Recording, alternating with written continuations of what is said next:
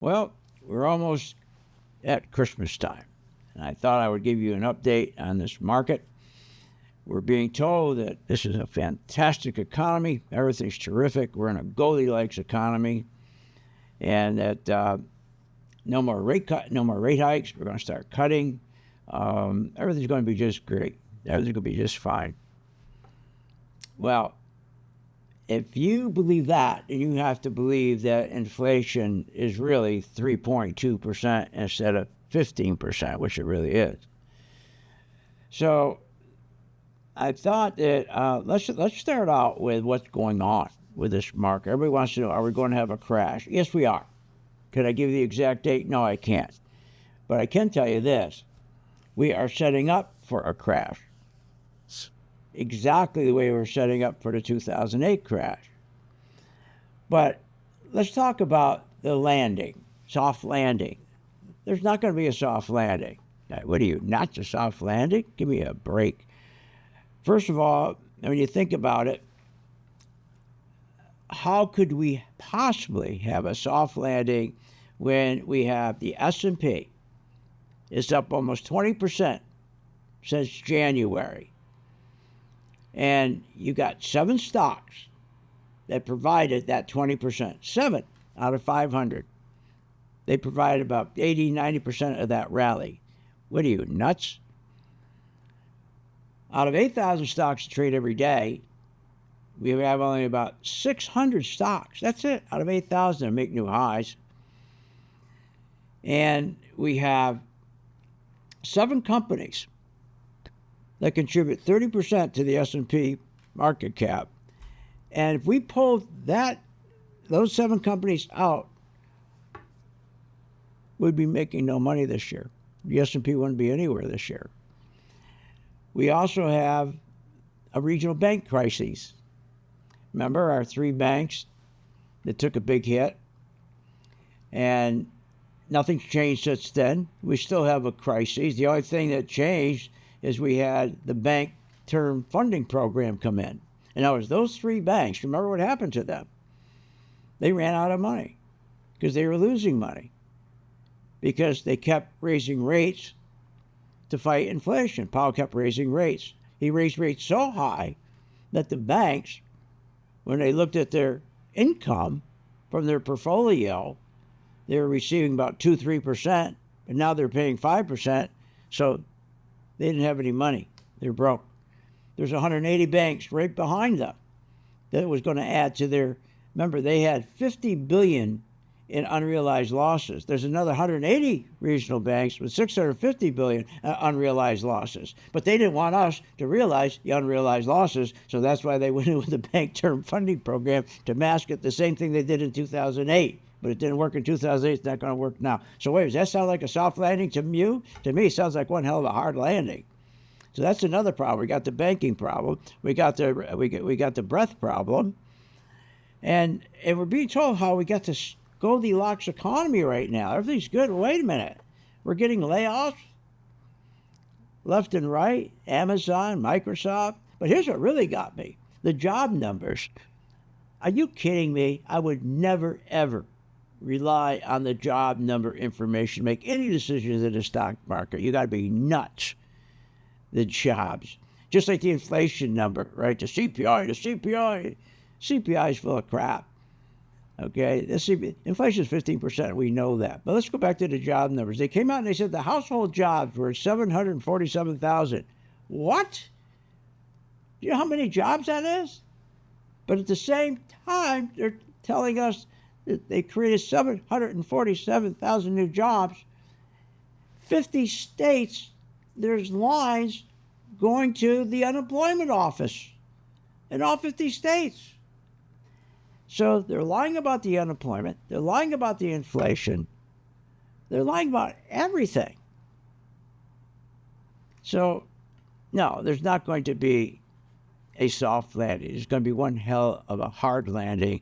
And we're going to take out, if you look at the chart here, what they've been doing, remember, this whole fraud since 2008. Remember, it's the money supply. Everybody thinks it's rates. It's not rates.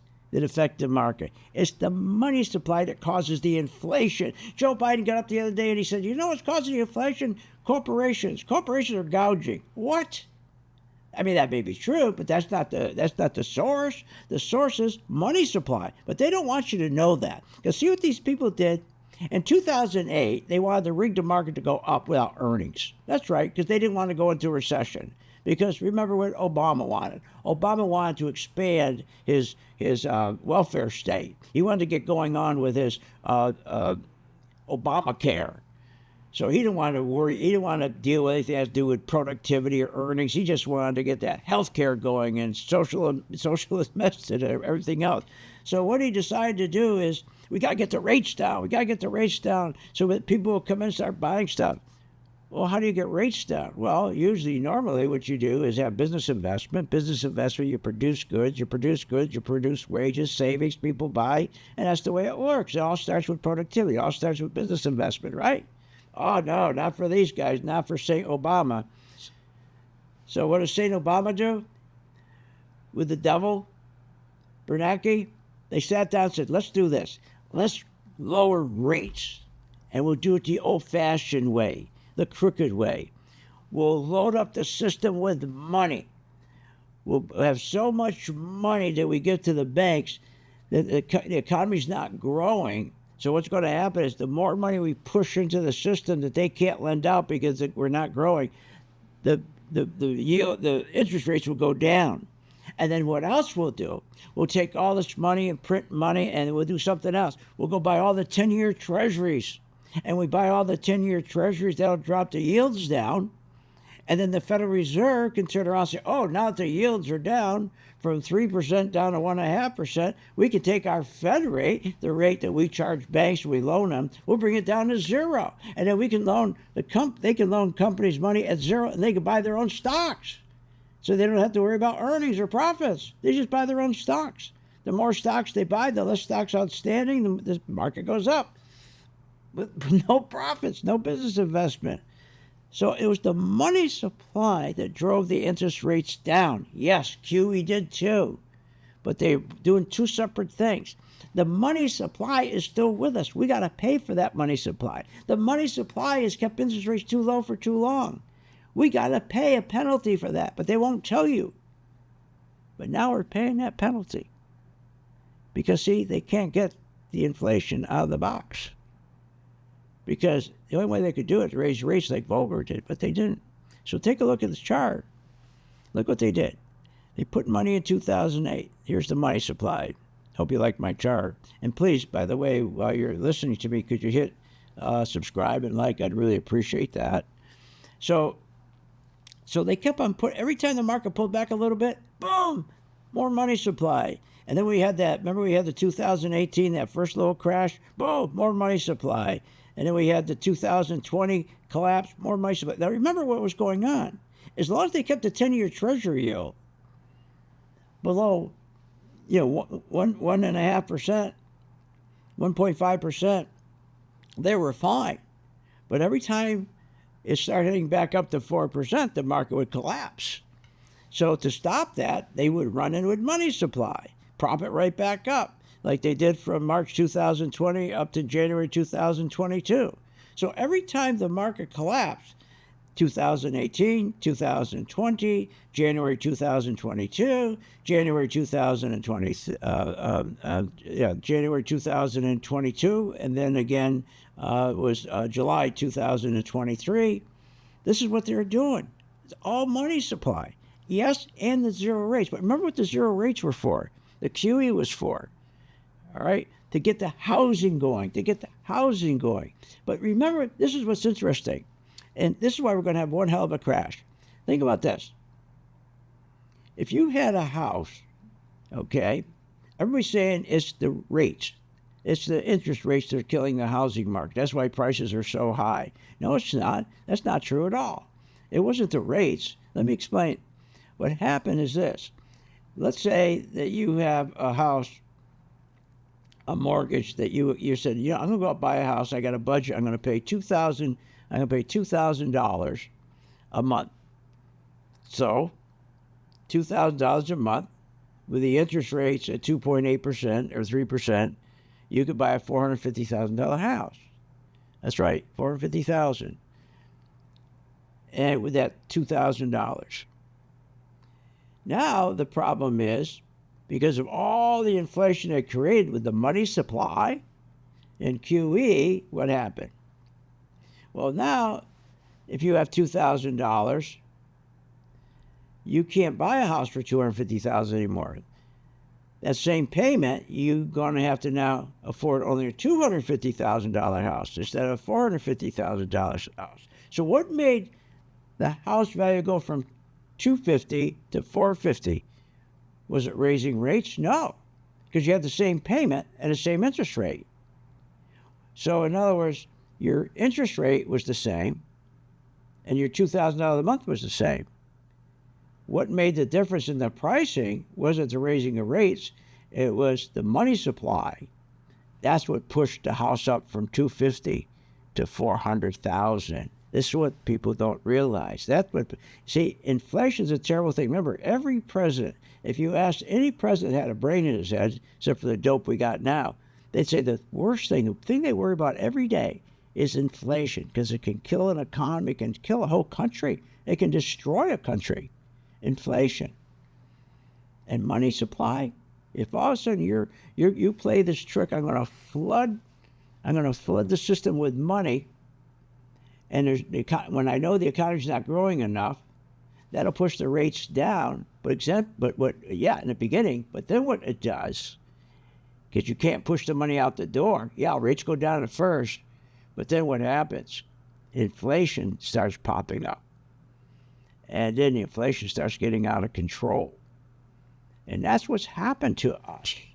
So anybody that thinks that, okay, let's look at my chart. We're just going to go from here now, right from here. We're going to go right up past the all-time high up here, okay, in January 2020. And we're on our way big time. No, you're not. We're going to go up probably to that area of January 2022.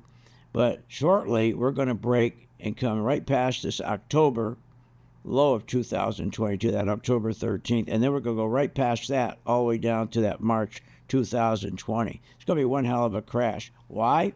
Not because of the rate hikes. It's because of the inflation that was created on purpose. On purpose. Remember, why do they want all this inflation?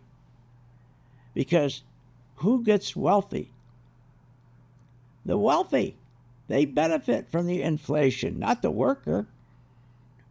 The artwork goes up in value. Remember, Pelosi's artwork went up $2.5 million. Her vineyard in California, one of them, went up 32%. Remember who puts all these guys in Congress? Who does all that? The very, very wealthy. They're the 1% and the 1/100th of 1 percentile. That's right.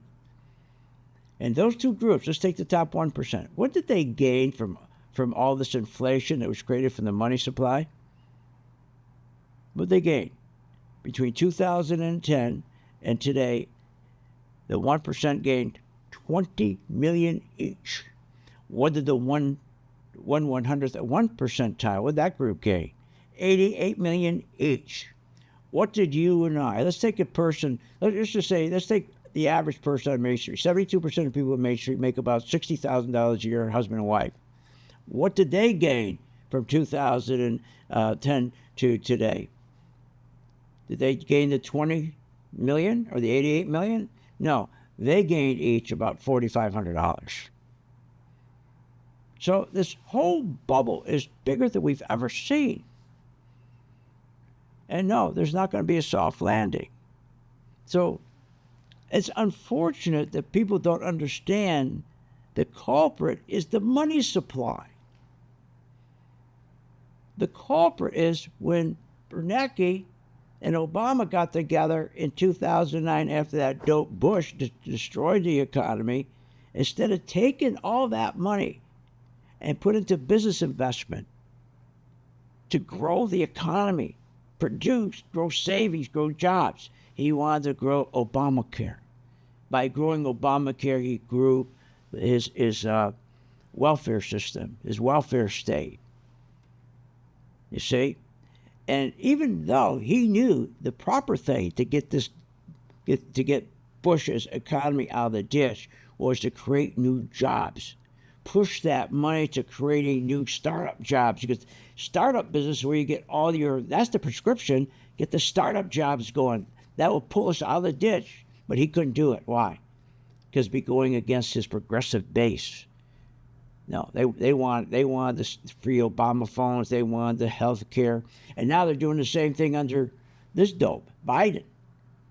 Same thing, same progressives, same left progressives. What do they want? Same thing.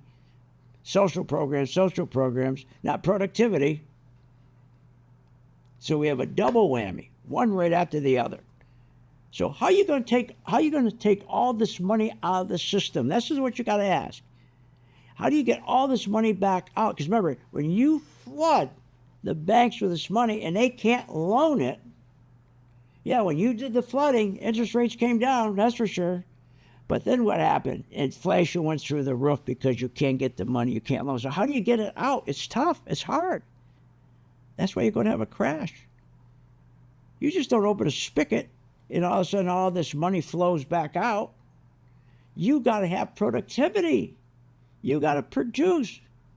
But Joe Biden, he doesn't put in his socialists, they don't put one penny into productivity. Look at our manufacturing. Our productivity is like a 72-year low. Our manufacturing is like a 20-year low. Durable goods, lowest ever. We don't produce anything. So what do you need to fix this? A crash. And because they would never let us go into a recession. And this last thing. They keep saying we're not going to have a recession. They know that's a lie too. They know that's a lie, just like we have a unemployment rate of whatever. What's it now? Unemployment. What is it? 4% and inflation is 3.5%. That's all lies. Here's the biggest lie. We're not going to have a recession. Yes, we are. Because every time the money supply contracted, only four times in history, money supply started to contract. We're now at our fifth time. All four times led to a recession. You can't stop it. When money starts to contract, when you start trying to pull that money out, and we got about 4% of it out, not enough, you always get a recession. Always. There's no way around it. Again, lying to us just like the fact that the inflation number is 15% and they're telling us it's 3.2%. That's a lie. Same thing. So what have we been doing? We've been doing terrific at Phil's Gang because we've been following the money. If the money's going into the market, we buy. If it's going out of the market, we sell short. That's what we've been doing. And we catch the rallies. And now when this thing finally blows up, I don't know when it's going to blow up. I don't know how long. Maybe they turn around and decide to extend the bank term funding program that's holding back that $650 billion in losses, in unrealized losses with 180 banks. See, that's the one thing. They got to hold that back. They don't want us to know about that. So that's what's happening.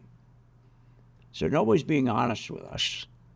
And we could care less because it doesn't matter to us. You know why? Because here, let me simplify it for you on the chart. Here's why. You can see right here, just like the spiders. When we see the money going in, this is my Pro 2 color-coded chart. It tells us when money's going in and money's going out. I designed this chart. I've been doing this for over 51 years.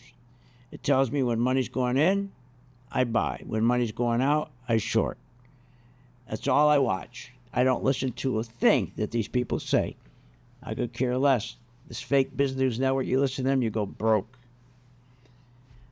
So just remember, the next time you hear there's not going to be a recession, there's no way around it. Because remember, the proof is in. There's been 4 times we had money supply where it's contracted. You always get a recession. We've already contracted 4.5%. Not enough, but we're going to get a recession. That's it. So for more information on my free membership for 10 days, my stock picks, my color-coded chart, it's really helpful. Just click the link in my bio. Be happy to help you. and happy to always tell you the truth about the economy and what's going on. See you on the charts.